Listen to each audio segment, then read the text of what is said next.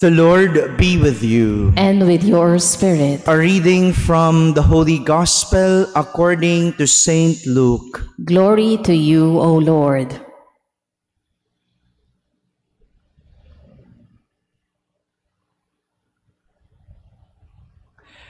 Jesus was driving out a demon that was mute.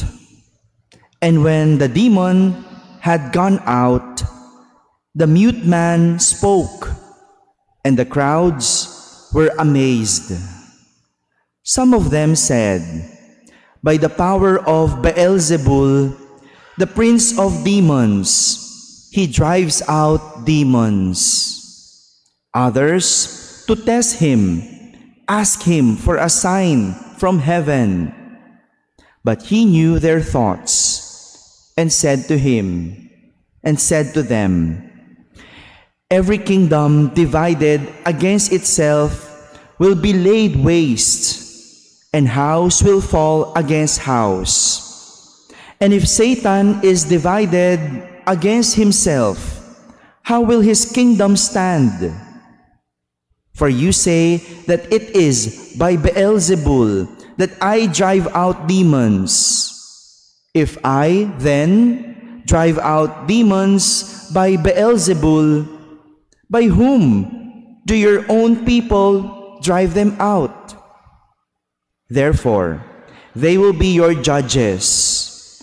But if it is by the finger of God that I drive out demons, then the kingdom of God has come upon you. When a strong man, fully armed, guards his palace, his possessions are safe.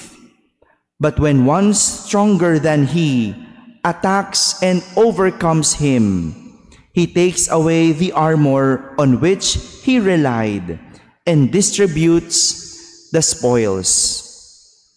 Whoever is not with me is against me, and whoever does not gather with me scatters. My friends, the Gospel of the Lord. Praise to you, Lord Jesus Christ. Please be seated. Good morning, my dear brothers and sisters. Yesterday, we heard from Moses that God wanted the Israelites to build a better life, to have a good life.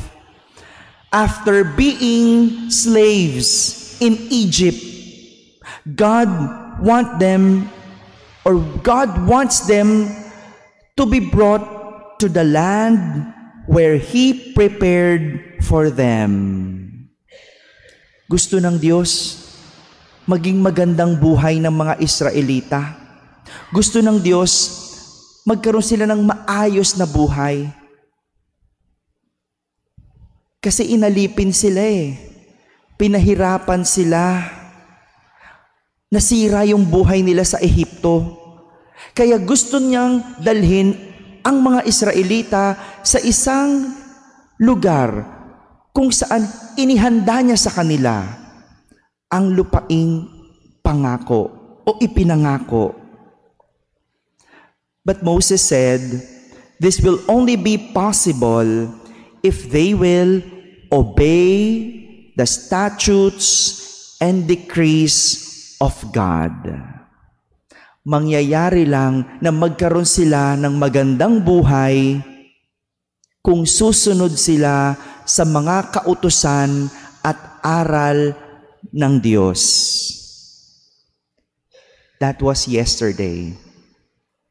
However, instead of having better lives through obedience, in our first reading, the Israelites lived their lives according to their will. They chose evil over good. They did not listen to God's commands. And so, what do you think happened? Hello? Dahil hindi nakinig sa Diyos, did they have a better life? Dahil hindi sinunod ang Diyos, naging maganda ba ang kanilang buhay? But despite their choice, God still sent prophets to warn them and told them to return to God.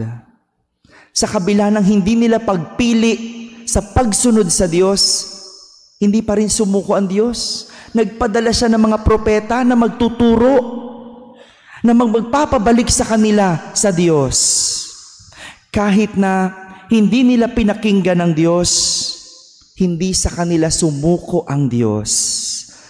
Nagpadala siya ng magtuturo sa kanila para magbalik loob sila sa Diyos. Ngunit ang nakakalungkot, hindi nila sila pinakinggan, ni pinahalagahan. Nagmatigas sila at masahol pa ang ginawa nila kaysa ginawa ng kanilang mga ninuno. That is the sad story. Hindi pa rin nakinig ang mga tao. When a person does not know how to listen and is not willing to change his ideas, opinions, or ways, we call him hard-headed. Diba? Yung mga hindi marunong makinig, mga hindi mo mapagbago ang paraan ng pag-iisip, mga paraan ng ginagawa sa buhay, ang tawag natin, matigas ang ulo, hard-headed. This is how the Israelites were to God. And all the prophets, tigas ng ulo, pinagsasabihan na, tinuturuan na, ayaw pa rin baguhin ang pag-iisip, ayaw pa rin baguhin ang ginagawa. Hard-headed. It was difficult for them to change their ways despite being told. Mabuti sana kung ikasasama nila yung itinuturo sa kanila. Mabuti sana kung ikasisira nila yung mangyayari sa kanila kapag sumunod sila sa mga propeta. But God and all the prophets want them to have better lives. Tigas ng ulo. I'm sure most of the parents here makaka-relate. Gusto mo lang naman mapabuti ang iyong anak, kaya pinagsasabihan, kaya pinangangaralan, pero ayaw pa ring makinig, ayaw pa ring magbago. Ang tawag sa kanila, matigas ang ulo.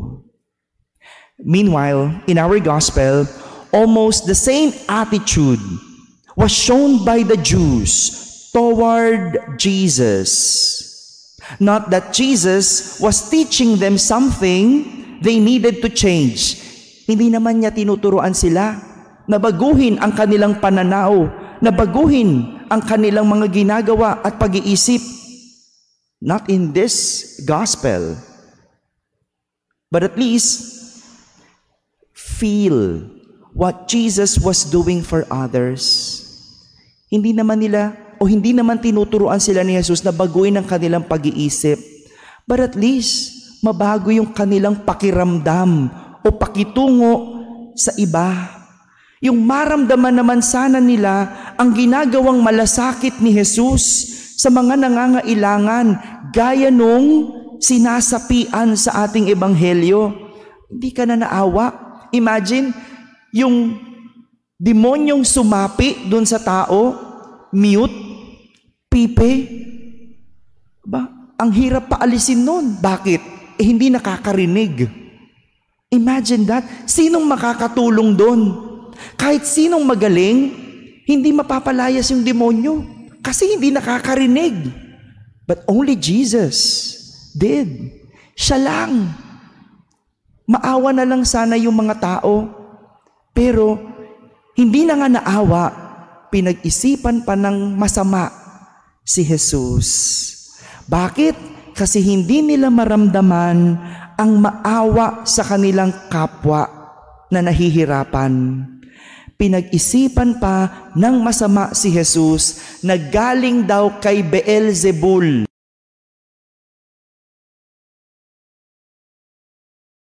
Palayas ng demonyo.